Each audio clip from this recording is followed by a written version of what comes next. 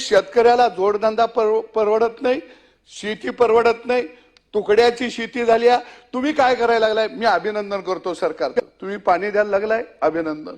तुम्ही वीज मोफत द्यायला लागलाय, अभिनंदन. तुम्ही अजून आम्हाला अनुदान द्यायला लागलाय, अभिनंदन. पण कसं झालंय तुम्ही काय करताय? कापूस करटाचं ऑपरेशन करताय. करटाचं ऑपरेशन करू नका. त्याचं रक्त का बिघडलंय? त्याला करट काय यायला लागली ती, का उठायला लागली ती, याचा कुठेतरी खऱ्या अर्थानं शोध घ्यावा लागेल. आणि मी तुम्हाला विनंती करतो, ह्या क्षेत्रामध्ये, कृषी क्षेत्रामध्ये तुम्ही राजे, तुम्हाला जाणीव आहे म्हणून एवढं बोलतोय मी, नाहीतर मी एवढं बोललो नसतो. या क्षेत्रामध्ये काय अभ्यासू लोक आहेत, त्याची एक खरोखर तुम्ही बैठक बोलवा. आपलं धोरण येशीत बसून आपण आखतोय.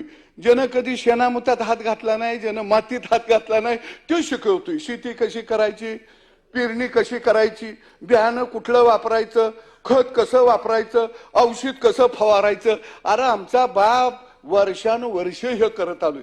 कृपा करून आयत झालेल्या, लय शिकलेल्या माणसाच्या नादाला लागून धोरण आखू नका.